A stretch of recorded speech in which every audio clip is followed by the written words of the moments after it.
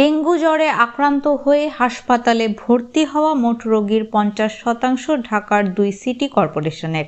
এরপর বেশি রোগী রয়েছে চট্টগ্রাম ও বরিশালে। স্বাস্থ্য অধিদপ্তর থেকে জানা যায়, চলতি বছরের জুলাই মাস থেকে ডেঙ্গু জ্বরে আক্রান্ত হতে থাকে মানুষ।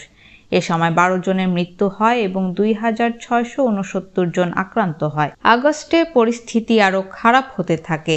এ সময় 27 জন মারা যায় এবং 6521 জন আক্রান্ত হয়।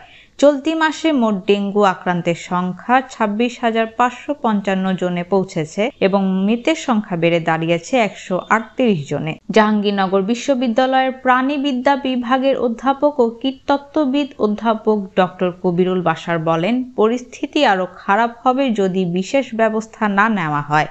কিন্তু সংশ্লিষ্টরা চাকরি বাঁচানো ছাড়া কোনো তৎপরতা দেখাচ্ছে না। হেলাফেলা করায় প্রতিদিনই মানুষ মারা যাচ্ছে। 2 মাস আগে থেকে আমরা বলে এসেছি সেপ্টেম্বরে ডেঙ্গু পরিস্থিতি খারাপ হবে, কিন্তু কেউ তখন পাত্তা দিল না। তারা স্বাভাবিক কার্যক্রম ছাড়া পিকের সময়ও পৃথক কোনো পদক্ষেপ নেয়নি। তিনি আরও বলেন, এখন দরকার হটস্পট ম্যানেজমেন্ট। সংক্রমণ ছড়ায়নি এমন জায়গায় মশার লার্ভা যাতে না হয় সেই ব্যবস্থা নেওয়া এবং বজ্র ব্যবস্থাপনা জোরদার করতে হবে।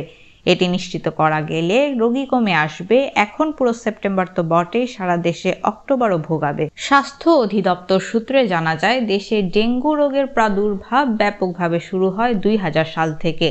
2000 সাল থেকে 2022 সাল পর্যন্ত 2,44,246 জন এই রোগে আক্রান্ত হন। দেশের ইতিহাসে 2023 সালে ডেঙ্গুর সবচেয়ে ভয়াবহ সময় দেখেছে বাংলাদেশ।